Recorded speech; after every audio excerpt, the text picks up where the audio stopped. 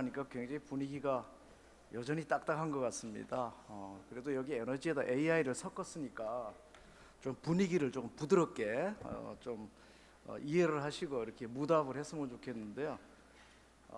시작하기 전에 앞 세션에서 조금 아직 퀘스천이 좀 풀리지 않은 것 같아서 제가 이건 앞 세션에서 시간을 빼주셔야 됩니다. 조금 한 두 가지 정도 제가 답변을 좀 드리고 우리 세션으로 넘어갈게요. 싼 시간대 전기는 지금 문제로 해결할 수 있는 문제가 아니고요. 일단 우리가 그리드에다가 전기를 투입하는 거하고 빼쓰는 거하고를 미터링하지 않아요. 그래서 그거를 뭐라 그러냐면 정산 개념이기 때문에 넷 미터링이라고 그럽니다. 그렇기 때문에 아까 우리 김진호 교수도 이야기했지만 그걸 더블 리뉴머레이션이라 그래서 이중 보조 문제가 생깁니다. 그래서 우선 미국 같은 경우에는 우리나라처럼 콘센트에다가 루프탑 태양광을 붙이지 않아요. 불법입니다. 그래서 콘센트에 붙이는 게 아니고요, 반드시 분전반을 거쳐야 됩니다. 그래서 분전반에서 미터가 분리가 돼 있어요. 그래서 솔라로 측정하는 거하고 측정하지 않는 거하고 앞으로 배터리 문제가 생기죠. 가정용에 배터리가 많이 들어가면 역시 마찬가지입니다. 솔라보다 더 심각하죠. 솔라는 제너레이션에서 그리드에다 투입만 하면 그만이에요. 그러나 배터리는 차징 디스차징을 해야 돼요. 충전과 방전을 같이 해야 됩니다. 이것을 같이 역산을 해서 측정을 해야 되기 때문에 미터 문제가 생깁니다. 그래서 이 문제 해결은 지금 문제로 해결돼야 되는 게 아니고요, 요금제가 지금처럼 누진세로 해결되는 문제가 아니고 TOU로 가야 됩니다. 타임 오브 유스로 가서 개시별 요금제를 써요. 시간대별로 요금제가 변하는 시간, 전기를 많이 쓰는 시간에는 전기가 비싸져야 되고요, 전기를 덜 쓰는 시간에는 전기가 싸져야 되는 구조로 디자인되지 않으면 안 되고요. 이거를 지금 산업부하고 전력거래소가 디자인하고 있습니다. 그래서 조금 더 기다리셔야 될 문제라고 생각을 하고요. 아까 얘기했듯이 여전히 우리는 넷 미터링에 그대로 의존하고 있기 때문에 이런 문제가 생기는 걸로 보시면 됩니다. 그리고 가정용 배터리가 붙더라도 여러분들 아시겠지만 우리나라 인버터는 양방향 인버터가 안 돼 있는 거 아시죠? 자, 예를 들어서 EV가 그리드에 붙어요. 그러면 그리드에 붙으면 내가 필요할 때 EV의 배터리가 그리드로 투입이 돼야 됩니다. 가능한가요 지금? 불가능합니다. 그죠? 전기를 충전할 수만 있지만 방전은 할 수가 없어요. 그래서 앞으로 인버터 규격도 바뀌어야 되죠. 양방향으로 충전과 방전이 같이 될 수 있도록. 그래서 이런 기본적인 기술적인 문제가 심도 있게 다루고 해결되지 않기 때문에 지금 질문하신 문제가 계속 반복돼서 나오는 거고, 이런 것이 레귤레이션에 반영되지 않기 때문입니다. 그래서 그거는 그런 것을 자주 이야기하시고 글을 올려주시면 많은 전문가들이 반영을 하실 거라고 생각하고 있습니다. 아까 앞 세션에서 저는 스타트업을 하고 있는데요, 한국에서 참 스타트업 하기 어렵다 이런 생각을 했습니다. 그죠? 한국전력하고 대기업이 다 한다고 그러면 우리는 어떡하죠? 제가 7년 전에 창업을 했는데요, 여전히 한국에서 비즈니스 할 수가 없다라고 결정을 내리고 투자받기도 어려워서 불가능해서 미국으로 갔어요. 그래서 미국에서 창업을 했습니다. 창업을 했고요. 이거는 무슨 문제가 있냐면요, 대기업과 공기업과 스타트업하고의 생태계가 역할 분담을 하지 못하는 구조 때문에 문제가 있습니다. 대기업이 할 건 대기업이 해야 되고요, 공기업이 할 건 공기업이 해야 되고, 스타트업이 할 수 있는 건 스타트업이 할 수 있도록 배려해 줘야 되는 생태계가 만들어져야 되는 거죠. 그죠? 모두 다 내가 할게라고 하면요, 이 생태계 다 죽죠. 그래서 그런 생태계를 좀 이해할 수 있는 공기업과 대기업들이 배려심을 가지고 이 국가를 좀 생각해 줬으면 좋겠다, 이런 이야기를 좀 하고 시작하고 싶습니다. 여러분들 아시는지 모르겠지만 아까 앞서서 이어서 국민 DR 이야기가 잠깐 나왔었죠.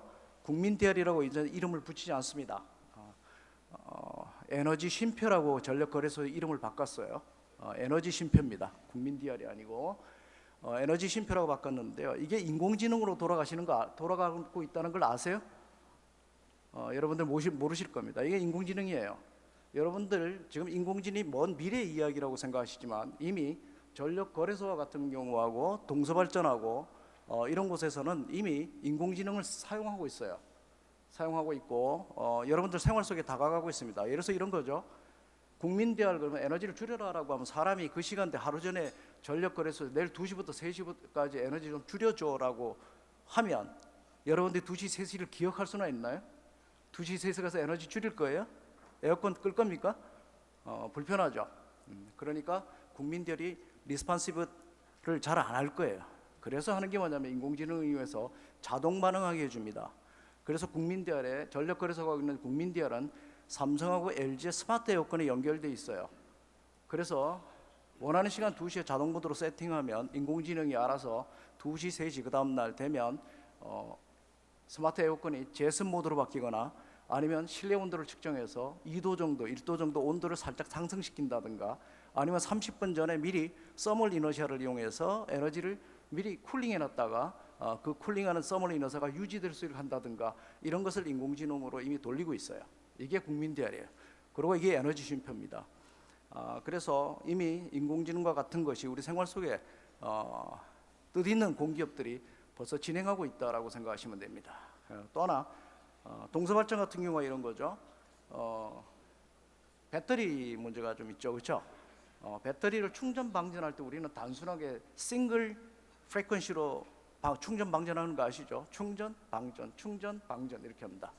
근데 인공지능을 통해서 디맨드에 수요 쪽에 데이터를 측정을 해서 그걸 프레딕션 할 수 있다고 하고 하면 옵티마이제이션 할 수 있죠. 우리가 미래를 알면 예측이 가능해지잖아요. 그래서 옵티마이제이션 합니다. 그래서 충전, 충전, 충전, 방전, 방전 이렇게 할 수 있어요. 그래서 매그니튜드를 많이 가져가면 배터리가 스트레스를 받죠. 그렇죠? 매그니튜드가 크니까. 그러니까 매그니튜드를 낮추고 프리퀀시를 여러 번 가져가는 방법입니다. 이렇게 하면 적산 전력은 같은 양이 됩니다. 이걸 볼륨메트릭이라고 그러죠. 그래서 충전의 양은 같아지는 겁니다. 자, 이런 식으로 이런 것들이 인공지능이 하는 역할이고요. 이미 우리 생활 속에서 진행되고 있다 이런 이야기를 하고 제 세션을 시작하겠습니다.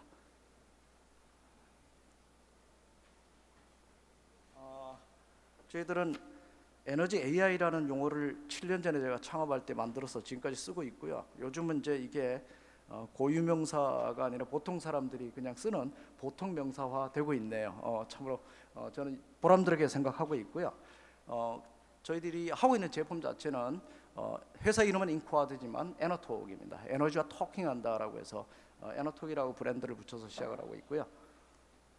우선 한번 우리가 에너지 트랜지션에서 일어나는 프로블럼을 한번 볼 줄 알아야 이걸 어떻게 솔빙할까라는 해법이 나올 거라고 생각이 들어요. 그래서 우선 보시면 분산 전원은 분산화되고 있다라는 거죠. 여기서 우리가 생각해야 될 건 분산 전원이 어디에 달라붙죠? 송전망에 달라붙고 있나요?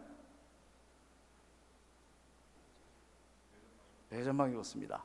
여러분들 이거를 우리가 직시해야 됩니다. 송전망은 결국은 저는 시간이 좀 오늘 조금 불편하더라도 이야기를 좀 들어주셨으면 좋겠는 게 태양광은 분산 전원은 송전망에 붙는 게 아니에요. 배전광에 붙어서 바로 리스폰시브합니다. 자, 그러면 전력망을 우리가 생각해 볼까요? 전력망 중에 메쉬망에 붙는 게 아니라 레디얼망에 붙는 겁니다. 이 얘기는 굉장히 달라져요. 그럼 분산 전원은 배전망에 달라붙어서 고객들의 리스폰스를 바로 받습니다. 그렇죠? 바로 받아요. 그러면 송전망이 할 역할은 뭐야? 그러면 중앙집중식 발전기하고 전체 망 전체에서 컨트롤을 하는 시스템 와이드에서 제어해야 될 건 뭐죠? 프리퀀시예요.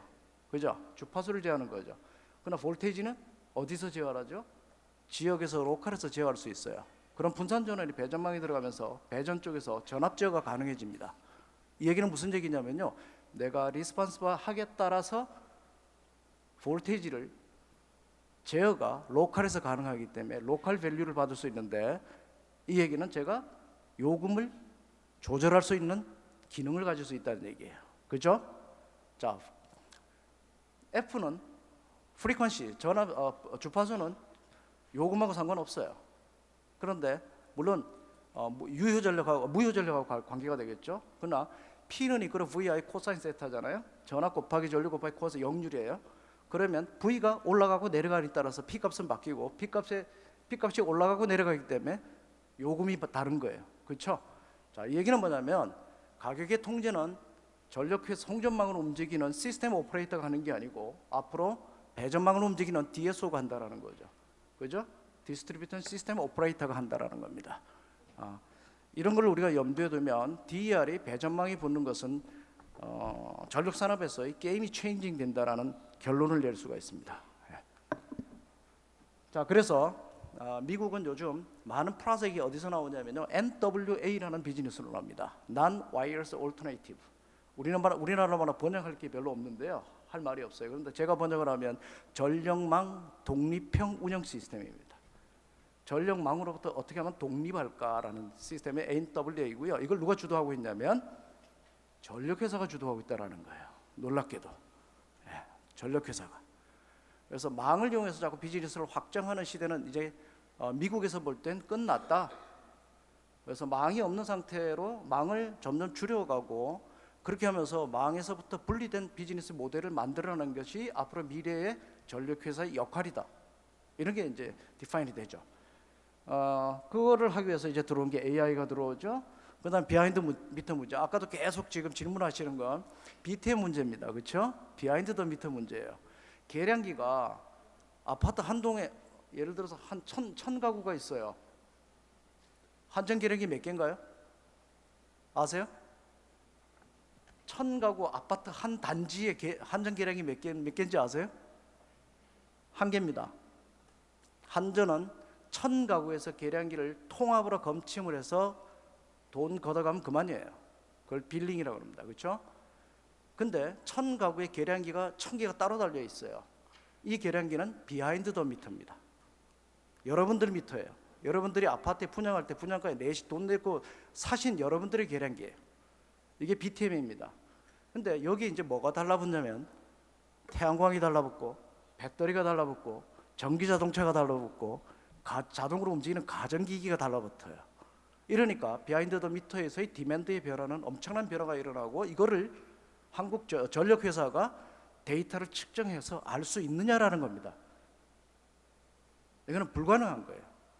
그래서 비하인드 더 미터의 문제는 새로운 스타트업이나 새로운 비즈니스의 생태계가 만들어지는 최고의 기회다. 그래서 이 기회는 전력회사나 여기서 가져야 될 기회가 아니고 많은 비즈니스 하는 사람들인데 비즈니스의 기회, 일자리 창출의 기회다. 이렇게 이야기할 수 있습니다. 자, 그 다음에 재미있는 건 프라이스 리스폰시브하죠. 자, 아까 제가 TOA 얘기했습니다. 이런 일이 있었어요. 미국에 가면 네스트랩이라고요, 온도 조절기 하는 회사가 있습니다. 구글에 팔렸죠. 36조에 팔렸습니다. 3조 6천억에. 얘들이 왜 돈을 벌었냐면요, 텍사스에서 디맨드 리스폰스에 연결을 했는데 TOU가 작동이 됐어요. TOU 작동이 됐는데 평상시에 가격이 100원 하던 놈이 한 낮 여름에 36배가 뛰었어요. 전기요금이 폭등을 한 거죠. 이때 얘가 작동을 해버린 거예요. 작동을 했는데 아까 얘기했듯이 미국은 우리나라처럼 가전기기가 잘 발달되어 있지 않습니다. 그래서 스마트 에어컨에 연결되는 게 아니고요, 모든 표준은 온도 조절기를 경유하게 돼 있어요. 그래서 온도 조절기가 가전기기에 다 연결이 되어 있습니다. 특히 쿨링하고 히팅. 이러니까 온도 조절기만 컨트롤하면 그만이에요. 그래서 온도 조절기가 온도를 조절하기 시작했습니다. 그렇게 해서 전력 요금에 대응하고 피크를 막았어요. 이게 이제 소문이 난 거죠. 소문이 났고요. 그래서 이제 구글이 야, 이거 대단하구나 해서 이제 구글이 네스트랩을 샀죠. 샀죠. 자, 이건 뭐냐면 프라이스 리스폰스 한다는 얘기입니다. 나머지는 얘기를 안 해도 아실 것 같고요.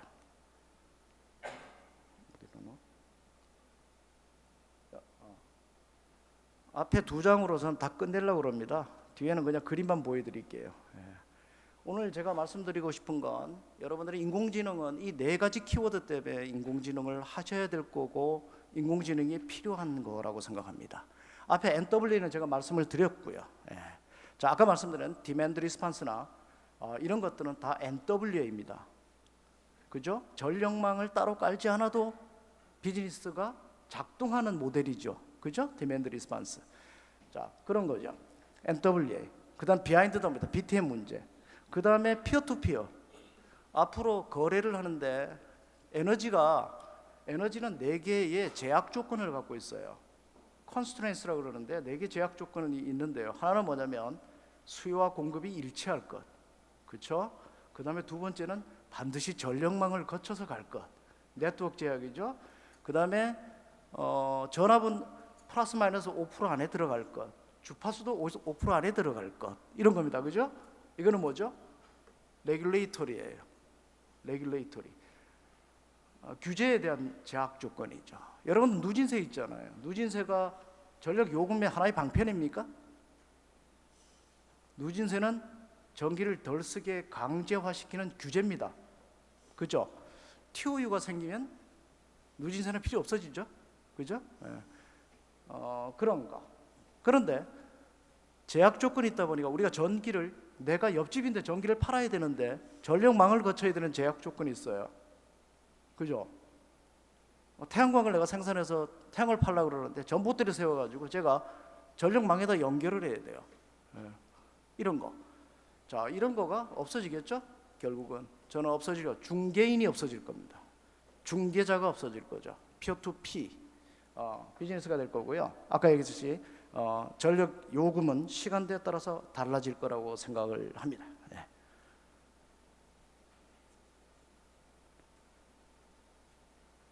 자, 비하인드부터는 이런 거죠. 아까 제가 말씀드렸습니다. 아주 쉽게 아파트 얘기를 예를 들었고요. 아파트에 전력회사가 요금을 걷어가는 미터를 기준으로 앞에가 프론트 미터고요, 뒤에가 비하인드 미터입니다.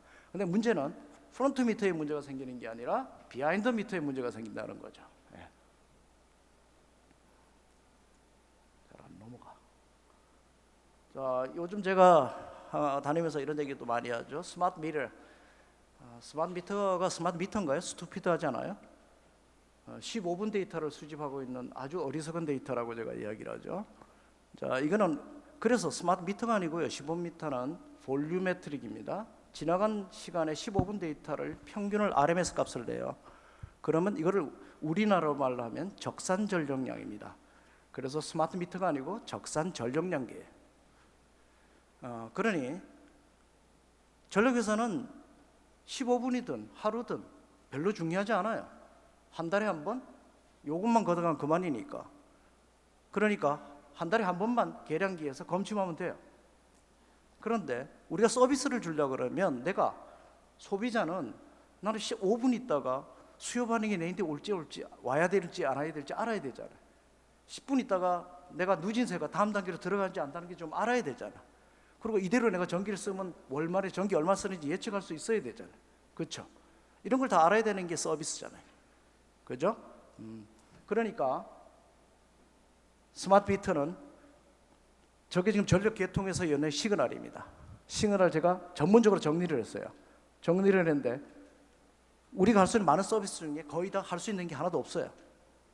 그러니까 스마트 미터는 프리퀀시와 볼테이지와 관련된 게 아니고 그냥 그저 단순하게 only 빌링하는 데만 필요한 거구나. 그래서 스마트 미터가 바뀌어야 된다라고 이야기를 하는 겁니다. 여기 이제 문제가 뭐 생기냐면 이런 문제가 있죠. 여러분들 수요 반응하는데 가정하고 여기 KT가 지금 수요 반응하고 계시죠? 계량기 옆에다가 뭐 붙이는지 아세요? 수십만 원짜리 계측기 붙입니다. 수요 반응 측정하려고. 계량기는 15분 데이터를 모집하는데 전력 거래소에서는 5분 이내 데이터가 필요한 거예요. 세틀먼트 정산을 해야 되거든요. 그러니까 계량기 몇백 값 되는 계측기를 옆에 붙이고 있어요. 이미 계량기가 한 1분 데이터, 1초 데이터 내주면 되잖아. 그죠? 내주면 옆에 그런 사회적 비용이 들어가는 걸 쓰지 않아도 돼요. 저기 많은 전력 계통의 서비스 중에 스마트 미터만 바뀌면 변해야 될 게 사회적 비용이 안 들어갈 게 너무 많아요. 저기 들어간 사회적 비용은 다 누구인데 돌아오나요? 우리인데 전기요금으로 다 돌아와요. 전기요금으로. 이런 문제가 있고요. 저희들 몇 분 남았나요? 20분 다 쓴 거 아니에요? 조금만 더 쓸까요? 조금 더 써도 됩니까? 네. 3분 5분. 그 다음에 그래뉴얼리티 문제입니다. 여러분들 분산 전원이 지금 수십만 개가 우리나라에 배전만 개 지금 붙었는데요. 태양광과 배터리가. 그런데 어느 시간대 어느 위치에서 전기가 생산돼서 전력망에 투입되고 또 그 전기가 어느 시간대에 누가 어떻게 쓰고 있는지 알고 있어요? 이거 측정 안 됩니다. 측정되지 않아요. 이것도 스마트 미터가 할 역할입니다. 하지 못하죠? 그래뉴얼리티 문제가 있습니다. 그래서 이런 문제를 솔루션을 해결하기 위해서 우리가 아까 앞에서도 한전에 우리 김 원장님이 말씀하듯이 데이터는 네트워크입니다. 빅데이터는 연결돼야 되는 거지 단위로 데이터가 올라와서는 빅데이터가 되는 게 아니죠. 그래서 빅데이터는 연결돼야 된다는 이야기고요. 데이터를 수집할 수 있는 전력 계통과 전력 시장에서 이제는 우리가 생각할 때 항상 전력 회사는 이렇게 생각합니다. 전력 회사는 데이터를 계통해서 오는 것만 생각해요. 그러나 우리가 전력 거래소를 또 생각해야 되는 거예요. 전력 거래소는 마켓으로 움직여요. 그럼 데이터는 마켓에 데이터가 있는 거예요. 자, 우리가 한번 디맨드 리스폰스 TOE를 한번 볼까요? TOE는 어떻게 되냐면요, 전력 계통에서의 제약 조건과 컨디션을 측정을 해서 전력 거래소를 통해서 마켓에다가 알리는 겁니다.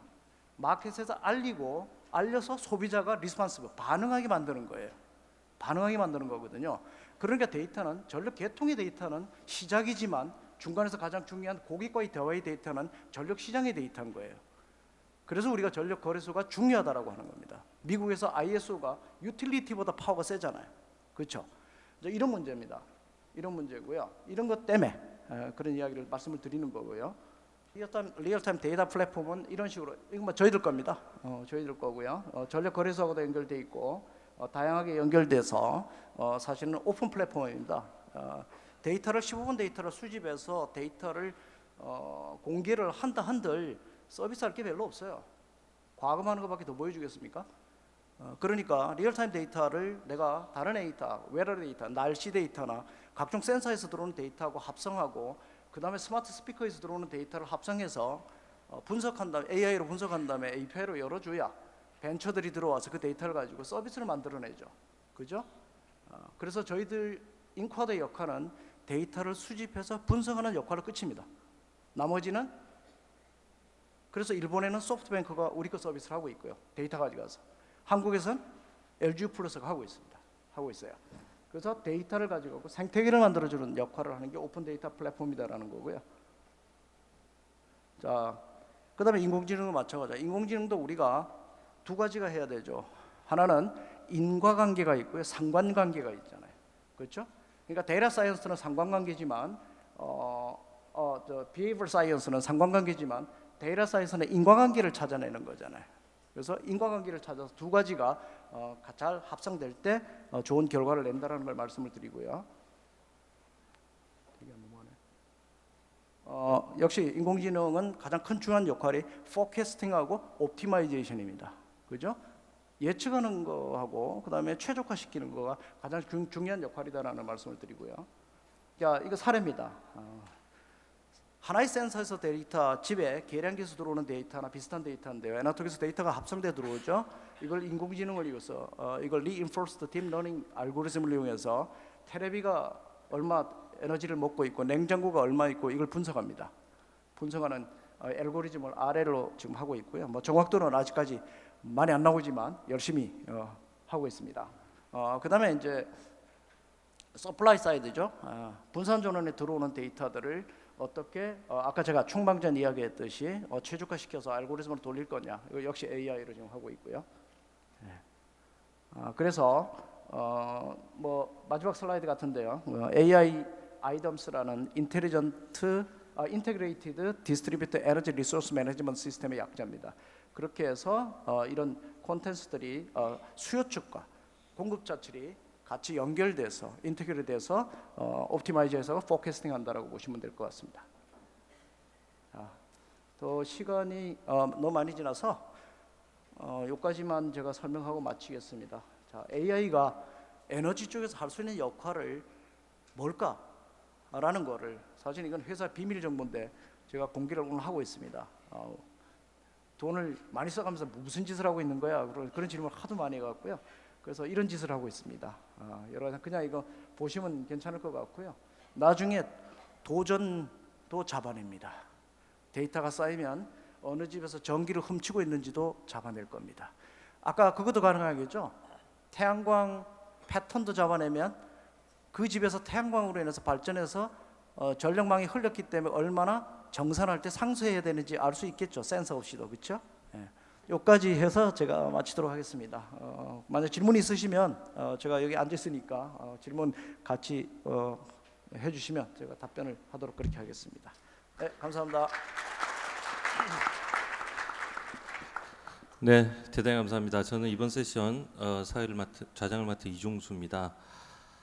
우리 최종 대표님께서 앞 세션 랩업부터 특히 이제 이 AI가 어떻게 활용되는지에 대해서 굉장히 명쾌하게 설명을 해주셨습니다. 지금 우리나라에서 지금 신재생 총회 오늘 마지막 날이고, 그죠? 그러고 뭐 요 10월에 지금 신재생과 관련해서 여러 가지 토론회라든지 포럼들이 많이 열렸습니다. 근데 저희가 이제 우리나라가 이 에너지 전환이라는 거를 발표하고 추진한 지 지금 2년이 됐는데 여전히 지금 바깥에서는 이 에너지 전환이라는 이 토론이 탈원전, 탈석탄, 재생에너지 보급 이 어떤 믹스의 논쟁이 돼가지고 여전히 진영 간 혹은 이념 간의 싸움이 되고 있는 것 같습니다. 근데 제가 개인적으로 생각하기에는 그런 에너지 전환과 관련된 여러 가지 논쟁들이 그런 어떤 믹스 전환 혹은 그러니까 누가 더 발전을 많이 하고 누가 더 덜하고 하는 것들은 굉장히 소모적인 논쟁인 것 같다라는 생각이 듭니다. 오늘 최 대표님께서 발표하신 것처럼 지금 우리가 전환 시대에 있어서 새로운 비즈니스가 어떤 방식으로 발굴되고 그것들이 어떤 식으로 키워나갈 수 있는지 우리가 이전에 고도성장기에 그랬던 것처럼 이 전환 시대의 새로운 변화를 어떻게 성장 동력으로 삼고 산업의 경쟁력으로 삼을지가 굉장히 중요한 것 같고요. 그런 의미에서 지금 이 AI라는 것은 새로 만들어지는 이 시장에 있어서 토양을 제공하는 하나의 필요 조건 아닌가라는 생각이 듭니다. 그런 의미에서 굉장히 발표를 잘 들었습니다. 자, 그러면 우리 소개 자료에 나와 있는 것처럼 토론자분들 토론을 듣도록 하겠습니다. 제가 따로 소개는 안 할 테고요. 토론자분들께서 각각 그 토론하실 때 소개를 같이 해주시면 감사하겠습니다. 자, 먼저 그러면 슈나이더 일렉트릭 동부가 총괄 대표이신 최승현 대표님께 마이크 넘기겠습니다. 감사합니다. 시 대표님 발표 잘 들었습니다. 저는 슈나이더 일렉트릭에서 전력사업부 동부가 총괄을 맡고 있습니다. 네 나라를 하고 있습니다. 한국, 일본, 대만, 필리핀 이렇게 맡고 있습니다. 아마 많은 분들이 아직 슈나이더에 대해서 잘 몰라서 잠깐 소개를 좀 드리자면 슈나이더 일렉트릭이 180년 조금 넘은 많은 분들은 이제 이름 때문에 독일 회사라고 계시는데 프랑스 회사입니다. 프랑스의 5대 기업 중에 하나고요. 매출은 우리나라 돈으로 약 한 35조. 주로 이제 주력은 에너지 매니지먼트의 하드웨어와 소프트웨어를 제공하는 회사입니다. 그래서 이제 오늘 저희가 이제 AI와 이제 재생에너지 관련돼서 말씀을 나누고 계신데 슈나이더에서는 이제 이쪽 플랫폼에 주로 이제 이네이블러를 제공하는 IoT나 아니면 기존의 하드웨어 프로덕트를 이용해서 그런 것들 저희가 하고 있는데 하드웨어는 이제 주로 이제 최 대표님께서도 말씀하시고 앞에서도 말씀하셨는데 사실 기본적으로는 하드웨어가 지능형으로 작동을 해야 됩니다. 모든 에너지 흐름을 왜냐하면 이제 전기라는 것은 기본적으로 흐름이 있기 때문에 그런 것들을 저희가 제공하고 있고 시스템 부품들 전부 다 하고 있습니다. 특히 이제 고압 저압 쪽, 그러니까 이제 배전 쪽을 주로 하고 있고요. 소프트웨어 쪽을 조금 더 말씀을 드리면 이제 말씀하신 것 중에 이제 스마트 그리드 쪽에 저희가 이제 많이 하고 있는데 저희는 이제 두 개를 보고 있습니다. 하나는 기존의 배전망, 그러니까 이제 지금 한국으로 따지면 이제 한전에서 갖고 계시는 배전망을 효율화하는, 최적화하는 흔히 이제 ADMS라고 부릅니다. Advanced Distribution Management System. 이걸 원천 기술을 가지고 있고 저희가 유럽의 엔지니어가 한 3,000명 정도 해서 이제 하고 있고요. 요 조금 더 말씀드리자면 네트워크의 최적화를 하기 위해서 가스 네트워크의 매니지먼트 시스템도 갖고 있습니다. 어드밴스드 가스 네트워크 매니지먼트 시스템이 있습니다. 아시는 것처럼 이제 가스 파이프라인이 이제 물론 우리나라에는 없지만 유럽이나 이제 다른 나라에는 있기 때문에 그런 것도 제공을 해드리고 있고, 말씀하신 스마트 미터의 소프트웨어 솔루션. 그래서 이제 적산이 아니라 이제 실시간으로 할 수 있는 그런 솔루션. 그리고 이제 배전망에서 분산으로 되어 있는 마이크로그리드의 원천 기술을 갖고 있습니다. 그래서 이제 스마트 그리드 잠깐 이제 말씀을 더 조금 드리면, 특히 이제 마이크로그리드, 그러니까 이제 배전망에서 독립적으로 혹은 연결해서 쓸 수도 있고 아일랜드 모드로 이렇게 쓸 수 있는데요. 저희가 볼 때는 세 가지를 보고 있습니다. 마이크로그리드. 기본적으로는 기술 안정성, 그다음에 수급의 최적화, 망 내에서, 그다음에 이게 얼마나 지속 가능하냐, 이런 것들을 이제 사실 뭐 최 대표님께서 기술적으로 말씀을 많이 하시고 잘 아시기 때문에 더 이상은 말씀 안 드리겠습니다만, 특히 그 마이크로그리드가 운영되는 이제 곳이 대부분은 이제 아시는 것처럼 재생에너지, 뭐 솔라라든가 아니면 풍력을 포함해서 여러 가지 그 재생에너지들이 들어오는 그런 곳에서 많이 사용을 하고 있고, 이제 그런 것들은 이제 아까 말씀드린 그 세 가지가 가장 중요한 키 팩터가 되고, 그 저희가 이제 제공을 하고 있는데, 저는 이제 사실 토론의 주제를 AI를 활용한 사업 모델, 그 비즈니스 모델에 대해서 좀 잠깐 말씀을 드리고 싶은 게, 제가 아까 이제 말씀드린 것처럼 제가 일본, 한국 외 다른 나라들을 이제 좀 담당을 하고 있는데, 특히 미국이나 일본, 그 다음에 이제 필리핀, 인도네시아 이런 나라들에서 현재 이제 분산형 전원들에 대한 협의들이 많이 있고 실제로도 많이 그 적용을 하고 있습니다. 근데 비즈니스 모델 차원에서 보면 아시는 것처럼 이제 애저 서비스, 아까 그 기조 발표에 잠깐 말씀하셨는데, 애저 서비스가 실제로 비즈니스 모델로 적용을 하고 있습니다. 이제 저희 슈나이더 같은 경우도 마이크로그리드 사업에 있어서 그걸 이제 좀 더 확장하기 위해서 이네이블러로 소프트웨어나 하드웨어뿐만 아니라 파이낸싱을 제공하기 위해서 칼라일이라는 아마 잘 아시는 사모펀드랑 같이 조인트 벤처로 해서 제공을 하고 있고, 실제 지금 잘 아시는 존 F 케네디 공항이 지금 그 추진을 하고 있습니다. 현재로서는 아직 디자인 단계이기 때문에 말씀드리기는 어렵지만 그러니까 그리드에 연결하실지 안 하실지는 아직 확정이 되지 않았습니다만은 목표는 확실합니다. 목표는 신재생 에너지로 공항 전부 에너지를 충당하겠다라는 게 지금 목표로 진행을 하고 있습니다. 그래서 이제 이런 그 비즈니스 모델, 그리고 이제 일본 같은 경우도 아시는 이제 동경전력, 탭코가 이제 일본 내의 그 여러 가지 기술들 혹은 이제 다른 기술들, 다른 회사들의 기술들과 같이 해가지고요, 이런 에너지 애저 서비스 이런 쪽에 상당한 많은 투자를 하고 있고, 실제로 일본 내뿐만 아니라 아시는 것처럼 일본도 이제 섬이 많이 있고요. 그다음에 일본 외에 다른 나라에서도 지금 사업을 진행을 하시려고 하십니다. 동경전력 자체에서. 물론 동경전력뿐만 아니고 이제 제라라고 해서 이제 동경전력과 추부가 조인트 벤처를 세웠죠. 거기서도 지금 많은 투자 협의를 하고 계시고, 그 필리핀에서도 지금 많이 하고 계십니다. 물론 이제 여러 가지 상황이 조금 우리나라와는 조금 다른 면이 있습니다. 우리나라는 워낙 이 배전, 그러니까 송배전망의 효율이 워낙 좋은 나라이기 때문에 오히려 그게 저는 사실은 조금 더 걸림돌이 되지 않나, 개인적으로는 그렇게 생각이 듭니다. 그래서 그 제가 좀 드리고 싶은 말씀은, 그 사실 현재 지금 대기업 몇몇 군데 제가 말씀드리기는 어렵지만, 그래서 이 에너지 애저 서비스, 그러니까 서브스크립션 베이스로 하는 비즈니스 모델에 대해서 협의를 하고 계신 것을 알고 있고요. 한국 내는 아니고 아마 대부분 국외 사업에 대해서 관심을 갖고 계신데 아직 굉장히 좀 초기 단계인 것 같습니다. 그래서 그런 모델에 대해서 한번 그러니까 생각을 좀 해주셨으면 하는 첫 번째. 두 번째는 제가 일본 상사들도 만나는데, 일본 상사분들은 조금 더 확대해서 생각을 하고 계세요. 뭐냐면 에너지뿐만이 아니라 커뮤니티에 그분들 말로는 XaaS, 뭔지 모르는 X지만 애저 서비스 모델로 하겠다. 그게 필요한 만큼, 그게 모빌리티가 될 수도 있고 에너지가 될 수도 있고 그 외 다른 것들, 뭐 명가가 필요하면 그거에 따라서 맞춰서 비즈니스 모델을 만들겠다. 이런 생각들을 하고 계신 걸로 봐서는 저는 이제 이런 포럼을 통해서 여기 한국에 계시는 사업 주체나 아니면 사업 개발하시는 분들이 그런 AI로 이네이블링 할 수 있는 프로덕트나 아니면 소프트웨어들이 있기 때문에 그런 비즈니스 모델을 조금 더 생각해 보셔서 하시면 많은 사업하는 데 도움이 되지 않을까 그렇게 생각을 해봤습니다.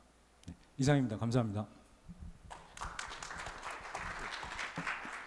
네, 토론 감사합니다. 다음으로는 한국에너지공단 신재생에너지센터 소장님이신 이상훈 박사님 토론 듣도록 하겠습니다. 네. 방금 소개받은 이상훈입니다. 아까 그 좌장께서 말씀하셨듯이 지난 23일부터 오늘까지 세계 재생에너지 총회가 코엑스에서 열렸습니다. 지금 막 이제 폐막이 진행 중인 걸로 아는데요. 그 재생에너지 총회에서는 즉 국내에서 다루는 이슈보다는 조금 세계적 트렌드에 맞게 이 변동성 재생에너지 비중이 증가하는 것을 어떻게 이제 그리드에서 안정적으로 통합할 것인가, 그리고 이 재생에너지가 가지고 있는 변동성이 이 일종의 이제 뭔가 혁신을 유발하는 어떤 원인으로 작용하기 때문에 미래 이 재생에너지 기반의 에너지 시스템 어떻게 변화될 것인가, 뭐 이런 논의들이 많이 진행이 됐습니다. 저희가 이제 그 행사를 준비하면서 같이 파트너로 일하는 국제기구하고 저희하고 얘기할 때 국내에서 재생에너지 이슈나 논란하고 또 우리 세계 재생에너지 총회가 제 8회째인데 그 흐름에 맞춰 가지고 주제를 설정하고 그 패널을 조직하고 하는 데서 약간 상당히 갭이 있었습니다. 저는 이제 개인적으로 이 뭐 AI 같은 기술, 4차 산업혁명 기술에 대해서 조금 이해가 부족합니다. 제가 뭐 관련 강의도 몇 번 들었는데 저는 다른 그 수강자들보다 이해도가 낮은 편인데요. 이제 저는 이제 재생에너지 확대에 또 재생에너지로 인한 에너지 시스템의 지능적인 혁신, 이런 관점에서 좀 말씀을 드리겠습니다. 일단 어제도 이제 그런 얘기가 있었습니다. 스마트 그리드하고 배터리를 활용한 에너지 저장 논의가 있었는데요. 그거는 우리나라에서는 굉장히 흔한 주제인데 우리나라가 아니고 이제 독일하고 논의를 하는데 그런 얘기가 나왔습니다. 사실 스마트 그리드는 우리가 이미 10년 전에 스마트 그리드 시범 사업을 했고요. 지금 배터리 같은 경우 전력망에 부착하는 배터리는 보급률이 세계 1위가 우리나라입니다. 지금 우리나라가 뭐 세계 전력 수요에 정확하게 모르겠는데 뭐 한 2~3%도 안 되는 나라인데, 그리고 재생에너지 비중은 OECD 국가에서 가장 낮은데 배터리는 또 가장 많이 적용을 했습니다.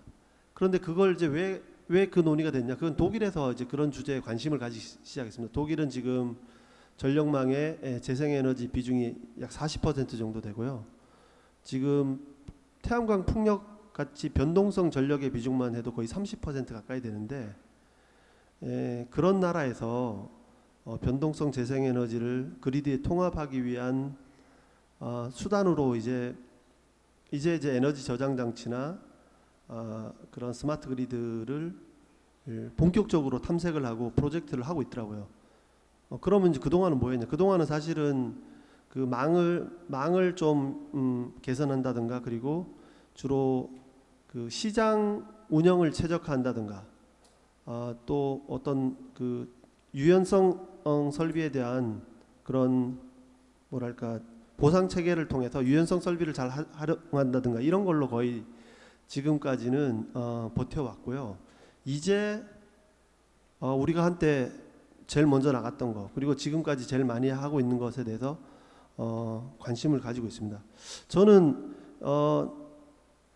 이제 개인적으로 기술을 잘 모르지만 이제 4차 산업혁명 기술이 미래 에너지 시스템에서 필수적인 요소가 되고 재생에너지, 특히 변동성 재생에너지가 많이 들어오고 그것이 이 단지 전력이 아니라 수송이나 냉난방까지도 재생에너지 기반의 전력을 변환해서 쓰는 그런 형태로 에너지 시스템 전체가 바뀌어 나갈 때 지금 뭐 오늘 이런 주제들은 굉장히 큰 역할을 하고요.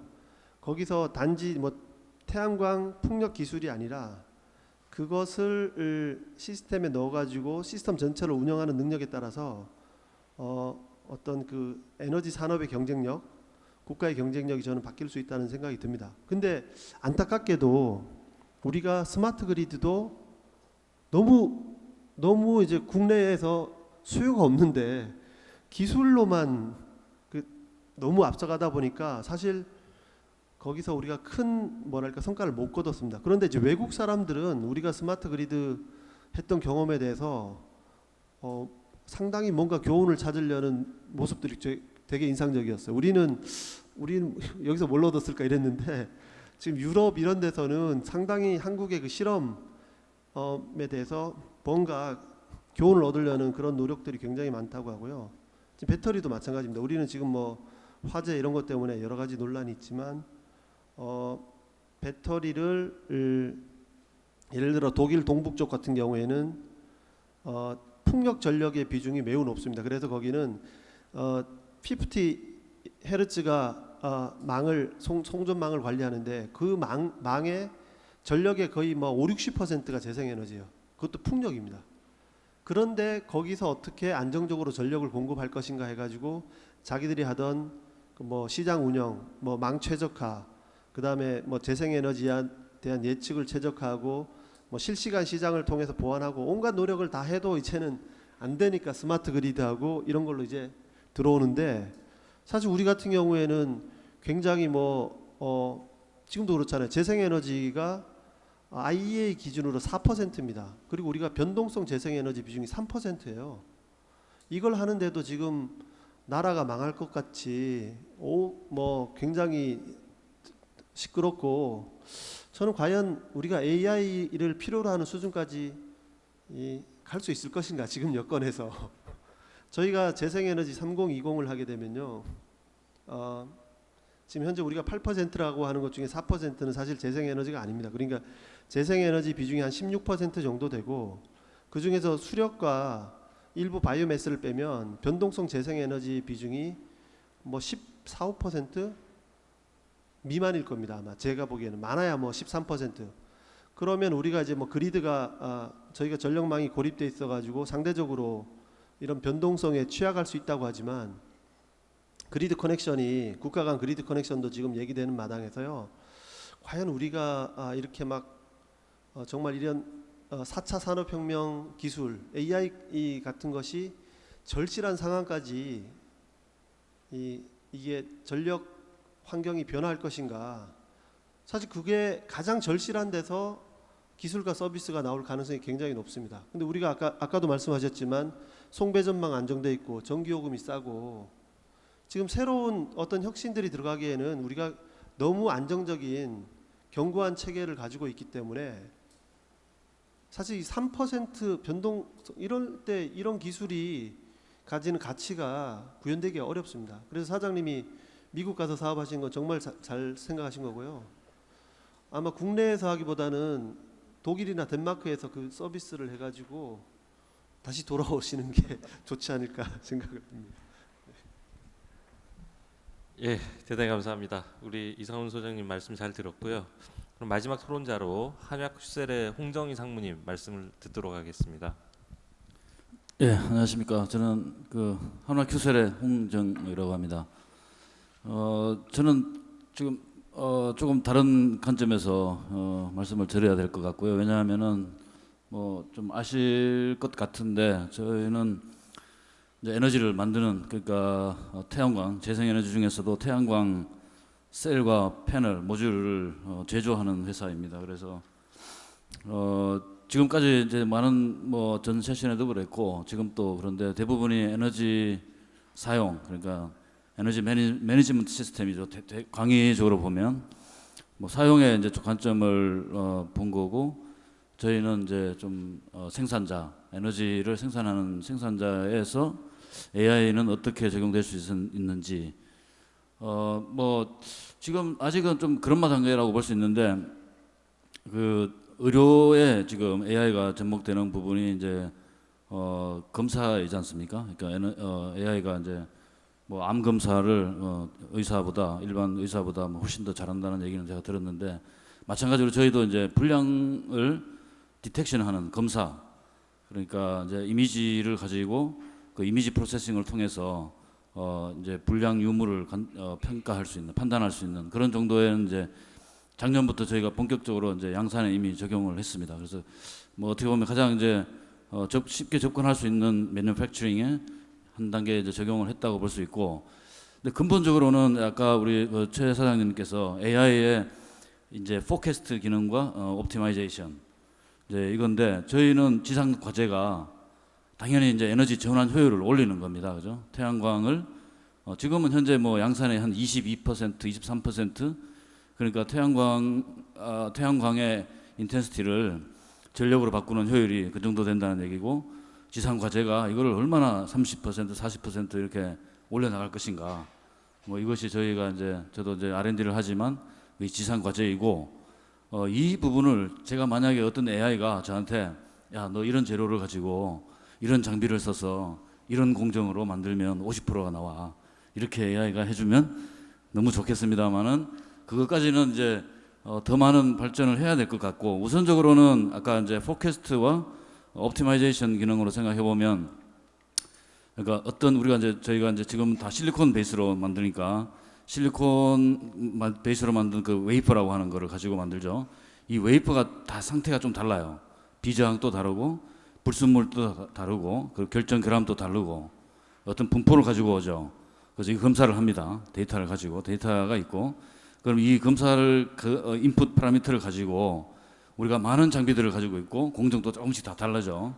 그래서 이런 어떤 빅데이터를 기반으로 해서 이제 이 AI가 분석을 해서 어떤 조건의 웨이퍼는 어느 공정에 어떤 장비로 가서 어떤 공정 조건으로 하는 것이 효율적이다. 그러니까 좀 더 구체적으로 말씀드리면은 저희가 이제 애칭을 그러니까 텍스처를 하고 그다음에 여기다가 이제 이미터를 만들고 그래서 PN 접합을 만들어서 이제 최종 셀을 만들게 되는데 그런 인풋 파라미터들을 가지고 저희가 공장이니까 뭐 1기가와트 공장이다 하면은 많은 장비를 거치게 되는데 그것들을 이 조건이면 어떤 장비로 가서 어떤 공정으로 하는 것이 가장 최적화된 효율을 줄 것이다. 그래서 어떤 애초에 이제 장비 웨이퍼가 들어오면 이거는 웨이퍼에 문제가 있어 이미 지금 이거 만들어봐야 이미 효율이 낮을 거야. 이거는 반품시켜야 돼. 뭐 이렇게 할 수도 있고 이렇게 하는 것이 이제 꿈일 텐데 아직까지 좀 많이 거기까지 적용은 안 돼 있는 상태고 뭐 좀 시간이 좀 걸리지 않을까 생각이 됩니다. 지금 뭐 생산 입장에서는 이 정도 제가 말씀드릴 수 있을 것 같습니다. 예, 감사합니다. 예, 대단히 감사합니다. 자 그러면 저희가 제 시간이 조금 나면 이 저기 패널 간 질문을 좀 하려고 그러는데요. 지금 플로어에서 질문이 좀 들어와가지고 이제 플로어 질문을 조금 소화를 하고 저희가 시간이 나면 또 패널 간에 교차 토론을 좀 해보도록 하겠습니다. 먼저 최종 대표님 조금 쉬셨으니까 먼저 질문 드리겠습니다. 예, 방금 우리 이상훈 저기 소장님께서 제안을 해주셨는데 이 플로어의 질문이 이거예요. 신기술 그러니까 AI 에너지 시장이 언제쯤 본격적으로 열릴 것으로 예상하시는지 그리고 그 시장 기회라는 측면에서 가장 유망한 국가는 어딘지 플로어 질문이 들어왔습니다.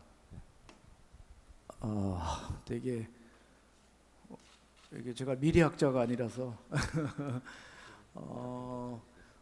본격적으로 언제부터 개화될 거라는 거는 저도 답변을 못할 것 같아요. 왜냐하면 그거 알면 저도 돈을 많이 벌었을 것 같은데 저는 지금도 돈을 쏟아붓고 있으니까 아마 그걸 예측하기는 좀 어려울 것 같고요. 조금씩 할 수 있는 분야부터 시작되고 있다라고 보시면 될 것 같습니다. 그래서 여기서 관심이 비즈니스에 계신지 전략에 계신지 정착에 계신지는 제가 잘 모르지만 비즈니스에 관심이 계시다면 AI로 쉽게 빠르게 결과를 내서 비즈니스 모델을 만들어낼 수 있는 곳에 집중을 하시면 될 거 아닌가 이런 생각이 들고요. 그다음에 인공지능은 누가 승자가 될 수 있을 것이냐라고 볼 때는요. 용감한 자가 승자가 될 거라고 생각합니다. 먼저 저질러 버리는 사람이 승자가 되지 않을까 이렇게 생각을 하는데요. 제가 조금 길더라도 어제 그저께 제가 광주시 AI의 그 행사에 제가 가서 이야기를 한 게 있습니다. 이야기한 게 뭐냐면 옛날에 DJ의 그 저기 ADSL 얘기를 했습니다. 그러니까 손정희 저희 회사의 그 대주주가 사실은 손정희 씨입니다. 조지 소로스하고 손정희 씨가 저희들 회사에다 투자를 했는데요. 손정희 씨가 묘하게 DJ를 만났을 때 옛날 대통령 김대중 대통령을 만났을 때 초고속망을 추천을 했었죠. 근데 그 앞전에 먼저 와서 했던 사람이 누구냐면 마이크로소프트의 빌 게이츠가 와서 먼저 얘기를 했었습니다. 그런데 손정희 씨가 와서 초고속망 얘기를 했는데 그 이야기를 듣고 김대중 대통령이 좀 속된 말로 무식할 정도로 쏟아부었었죠. 그래서 지금 우리나라가 초고속망의 최고의 국가가 된 거죠. 된 건데 광주시가 AI를 한다고 할 때 아까 보면 4,060억 정도 되잖아요. 그거를 돈이라고 생각하면 안 된다라고 얘기를 했습니다. 그거보다 훨씬 더 많은 소를 실제 구현을 해서 실행을 해서 쏟아부었으면 좋겠다라는 말씀을 드렸듯이 제가 볼 때 현재는 가장 여전히 AI는 제가 미국에서 일을 하고 사업을 하고 협력을 하고 있지만요. 역시 미국 애들은 아직까지 우리가 따라가기 좀 힘들어요. 스타트업 우리 같은 스타트업이 벌써 다 합해갖고 한 100개 정도 됩니다. 실리콘밸리만 한 100개 정도 되거든요.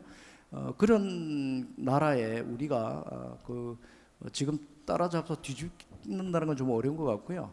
우리보다 더 용감한 국가는 하나 있죠. 중국 애들입니다. 중국 애들 정말 무식할 정도로 용감하게 도전을 하고 있고요. 근데 우리는 아마 판교하고 광주가 그 일을 앞으로 해내지 않을까. 저는 그까지만 제가 말씀드릴 수 있을 것 같습니다. 예, 최 대표님 감사합니다. 한 가지 표현을 바로 무식할 정도로는 아니고 과감하게. 예. 저기 질문이 보통은 이제 패널이나 발표자한테 들어오는데 일단 저한테 또 질문이 들어와가지고 제가 일단 이걸 소화하고 넘기도록 하겠습니다. 질문이 뭐냐면 4차 산업혁명의 영향으로 재생에너지 발전량이 급속도로 증가하고 단가가 저렴해지면 자신이 생산하는 잉여 전력을 타 산업자, 한전이 예가 되겠죠. 또는 개인에게 판매하려 할 것이다. 그러나 국내 전기사업법은 발전과 판매를 동시에 하는 것을 금지하고 있다. 즉 전력시장 개방이 필요하다. 발전사업 선진화는 이러한 구조 개편이 선행되어야 되고 본다. 한전 등 공기업 위주의 시장 개편이 불가피하다. 개편이 될 것으로 보나. 아마 저에 대해서 잘 아시는 분이 질문을 하신 것 같은데 그 구조 개편은 저는 뭐 필요하다는 생각은 듭니다. 다만 우리가 이제 모든 정책이라는 게 항상 크게 세 가지의 요인이 있습니다. 하나는 목표점, 두 번째는 그 목표까지 가는 경로, 세 번째 이제 그 경로를 달려가는 속도가 있습니다. 정책은 이 세 가지를 다 고려해 가지고 해야 되는데요. 지금 현재 상황에서 이런 필요가 발생했다고 해서 바로 속도를 내서 어느 경로로든지 그 목표를 향해 달려가는 게 옳으냐? 전 그렇지는 않다고 보고요. 예를 들어 오늘 지금 나온 예를 들어 신재생에너지와 AI라는 측면, 혹은 뭐 DR 분산전원이라는 측면에서 보면 우리가 이제 최근에 전기사업법을 바꿔가지고 소규모 전력 공급 사업자를 허용을 했습니다. 다만 소규모 전력 중개 사업자는 아직까지 허용이 안 된 상태라 가지고요. 우리가 배전부 지금 우리 스마트 그리드라고 하는 이 배전 분야에서는 우리가 얘기하는 DSO 혹은 DMO 같은 것들이 형성되기에는 우리나라는 아직까지는 적절한 이 환경이 마련돼 있지 않다 이렇게 판별합니다. 다만 지금 예를 들어서 오늘 논의의 중심이 된 배전 쪽을 일단 먼저 봤을 때 지금 구조 개편이라고 하면은 배전 분할이 될 텐데요.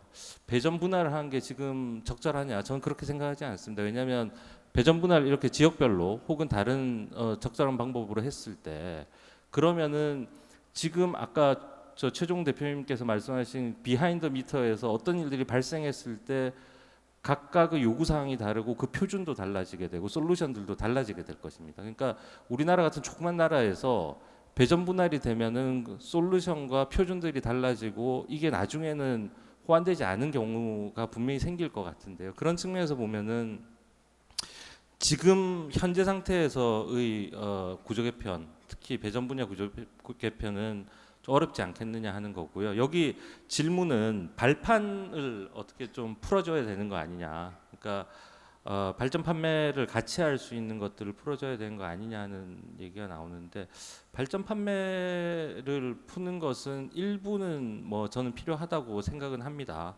하는데 그렇게 되려면은 지금 발전업을 하고 있는 발전 사업자, 소규모 사업자 포함해가지고 그 발전 사업자들하고 그리고 지금 그 저기 판매 사업자, 지금 독점 판매 사업자의 한전 혹은 독점 그 저기 이 저 판매 쪽이 개방이 됐을 때 잠재적으로 들어올 통신사라든지 혹은 다른 사업자들이 서로가 주고받는 것들이 굉장히 많을 것 같아요. 그 부분은 아마 이 유불리가 상당히 복잡할 것 같은데요. 그 부분은 조금 더 생각해 볼 문제다. 이렇게 요 정도로까지 답변을 드릴 수 있을 것 같고요. 그 다음 질문 넘어가겠습니다.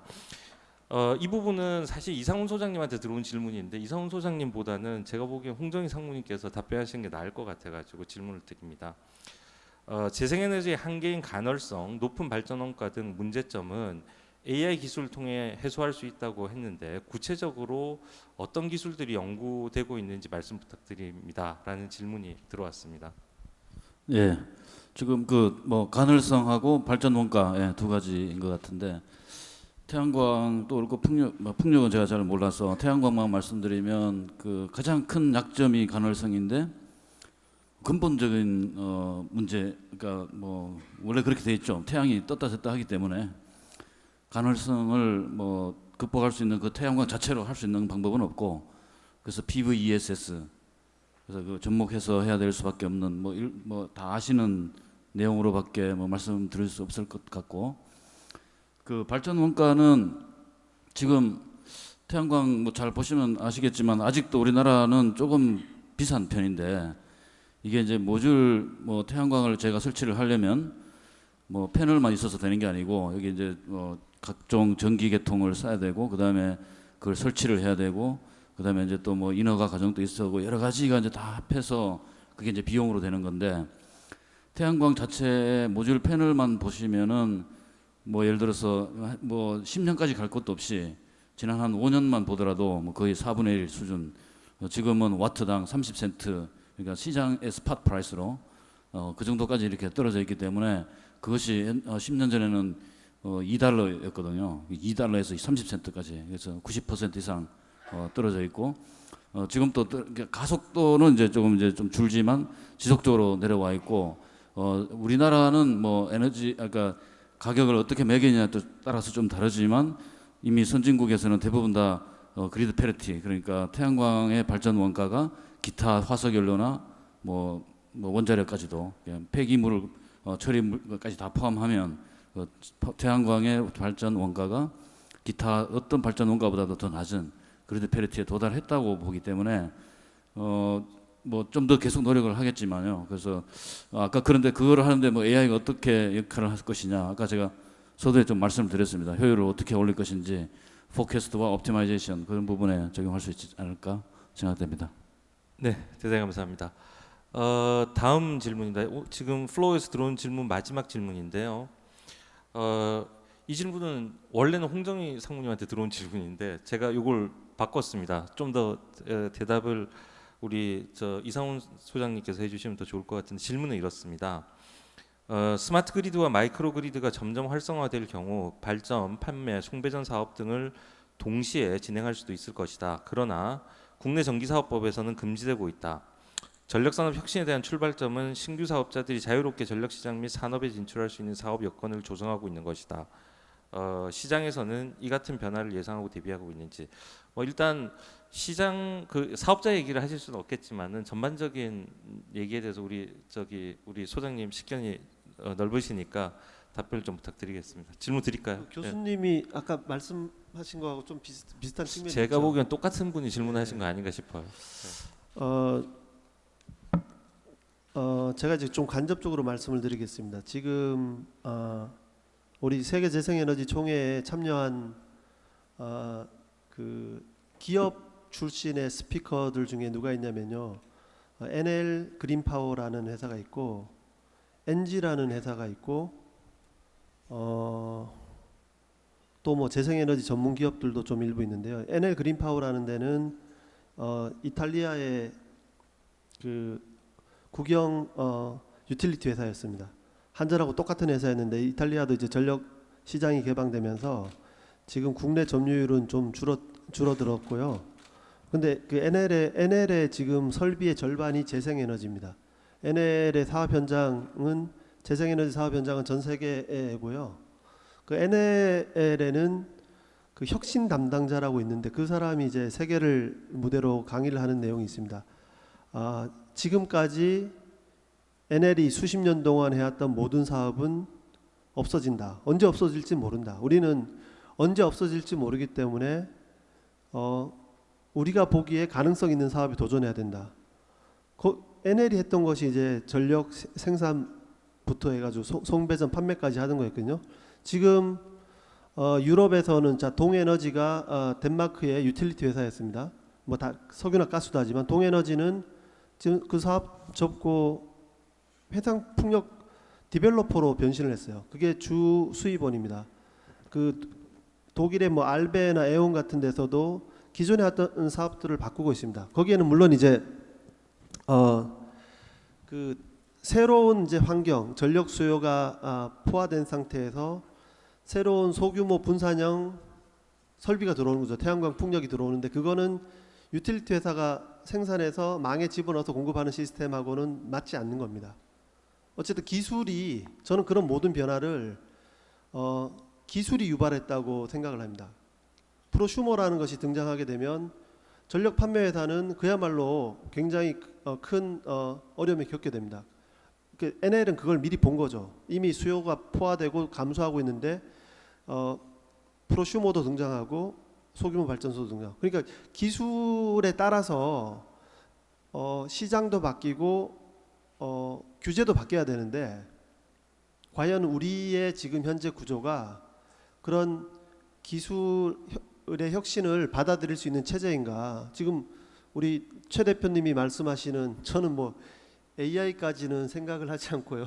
지금 우리가 그냥 그렇게까지 머리 막 복잡하게 생각하지도 않아도 되는 그런 다른 나라에서 지금 작동하는 그런 서비스가 과연 들어올 수 있는 것인가? 저는 그 의문입니다. 그래서 저는 우리 지금 규제나 법령이 상당히 뒤떨어져 있다는 생각이고요. 저는 한전에 가서 이런 걸로 강의를 할 때 저는 이제 그런 걸 자세히는 모르지만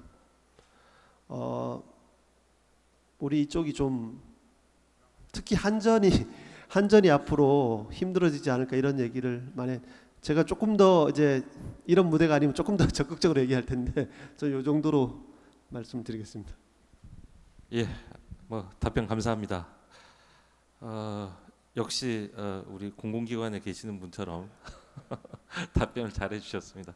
자, 우리 최승현 대표님께서 아까 우리 최종훈 대표님 답변하신 유망 시장과 관련해서 간단히 보충해 주실 것이 있다고 하셔서 마이크 넘기겠습니다. 네, 감사합니다. 제가 이제 전 세계를 다 보고 있는 건 아닌데요. 제가 알고 있는 범위 내에서 말씀을 드리자면 한번 고려해 볼 만한 시장은 필리핀인 것 같습니다. 여러 가지가 있을 수 있습니다. 필리핀 이제 뭐 정치적으로 이제 안정성 그다음에 이제 아시는 것처럼 뭐 민다나오나 이쪽 지역은 굉장히 어렵습니다. 사업하시기가 더군다나 외국인들이 들어가서 사업하기는 굉장히 어려운 그런 지역입니다만은 루전섬의 북쪽은 아시는 것처럼 이 필리핀은 흔히 말하는 DSO가 한 7,000개 정도 있는 걸로 제가 알고 있는데 여러 가지 이유가 있습니다. 그리고 또 한 가지는 여기가 이제 퓨얼리 머천트 마켓입니다. 그 전기가 그러다 보니까 제가 이제 NGCP라고 그 마닐라 지역의 그 운영자 데이터를 보니까 메가와트 아워당 한 200시간 1년에 200시간 정도가 한 2,000불이 넘어갑니다. 전기 요금이 코스트가. 그런 약간의 어떻게 보면 좀 투기, 스페큘레이션 성격일 수 있지만 그 필리핀의 루존 특히 이제 북쪽 섬을 좀 보시면 마이크로그리드나 아니면 스마트 그리드 혹은 다른 발전 사업 지금 이제 배경이 발전이기 때문에 발전 사업을 오래 했었습니다. 그래서 발전을 좀 보시면 재생에너지뿐만이 아니고요. 그런 쪽을 보시면 사업을 좀 하실 수가 있지 않겠나. 다만 독자적으로 하시기는 좀 어려우실 것 같고 로컬에 계시는 그 지역에 계신 분들하고 같이 하시면 좋지 않을까 이런 생각이 들고요. 이제 제가 최 대표님하고 사실 요 미팅 전에도 잠깐 말씀드렸는데 태국 시장이 조금 활발해 보입니다. 특히 이제 마이크로그리드 혹은 이제 전력망의 이제 품질을 높이기 위한 그런 사업들이 지금 많이 활발하게 진행되고 있는 것 같고요. 아주 뭐 근본적인 얘기지만 인도네시아는 뭐 사실 기본적으로 지금 기본적인 인프라가 안 갖춰져 있기 때문에 그런 쪽에 발전 사업 특히 이제 뭐 한국의 건설사 분들 많이 하시는데 발전뿐만 아니고 다른 쪽에 뭐 투자나 이런 것들을 해보시면 고려해 보시면 좋지 않을까 생각이 들고요.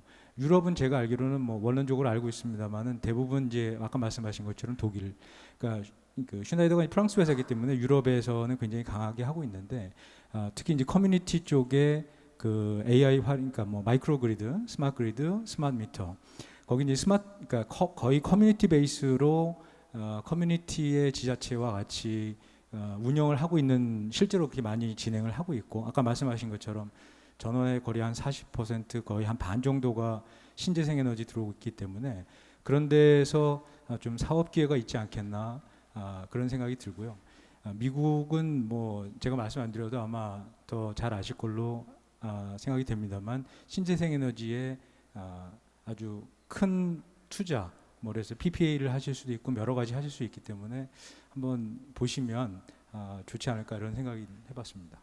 제가 우리 저 최종 대표님께 하나 여쭤보고 싶은 게 있습니다. 그러니까 제가 아까 흥미롭게 들었던 게 7년 전에 이제 창업을 하시고 이게 도저히 안 되겠다 싶어서 이제 미국으로 가셨다고 하셨는데 지금 사실 제가 보기에 우리나라의 이 스마트 그리드 혹은 AI를 통한 새로운 서비스들이 사업화되지 못하는 거는 제일 큰 이유는 이제 싼 전력 가격 아니겠습니까?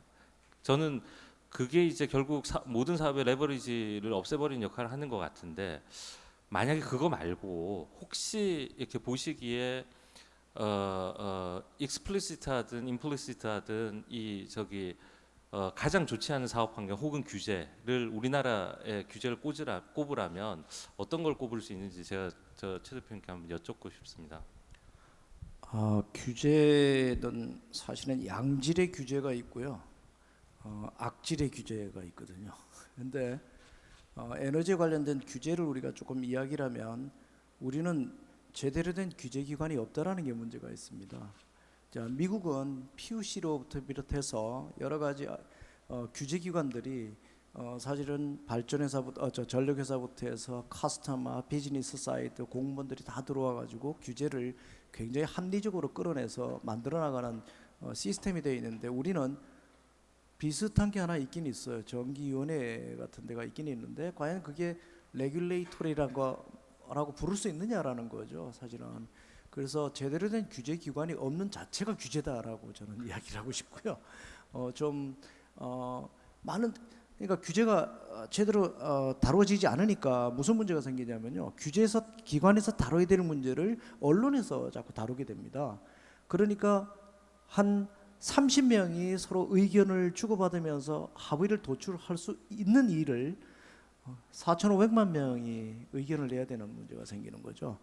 그래서 제대로 된 양질의 규제가 정확하게 확립되기가 되게 어려운 구조가 아닌가라고 생각이 들고요. 그래서 저는 그 규제 기관이 제대로 잘 성립되는 게 되게 우리나라는 그것부터 좀 먼저 해야 되겠다 이런 생각을 좀 하고 있습니다. 이상훈 소장님한테 지금 들어온 질문이 해줌이죠. 해줌이라는 스타트업이 태양광을 AI로 측정하고자 하는 건데, 그죠? 예, 정부에서 이런 민간 기업을 지원해야지 이상한 태양광 보급업체 보급하는 건 보급하면 안 되지 않겠느냐 뭐 이런 얘기인데요. 질문질 제가 전달드리겠습니다. 근데 뭐 특정 업체에 대해서 꼭 얘기하실 필요는 없고 전반적으로 이렇게 설명해 주시면 될 것 네, 같아요. 제가 알기로는 방금 언급된 이 회사는 그 좀 젊은 청년들이 창업을 한 스타트업이고 그리고 순조롭게 성장을 하고 있는 것으로 압니다. 지난 정부 때도 뭐 대통령 표창을 받았고요. 지금도 태양광 관련 여러 사업에 진출해서 자력으로 잘하고 있는 걸로 아는데. 지금 시계가 끝나서 여기서 이번 세션을 마치고자 합니다. 오늘 발표를 해주신 최종훈 대표님 비롯해서 세 분 패널님께 큰 박수 드리면서 세션을 끝내도록 하겠습니다. 감사합니다. 네, 감사합니다.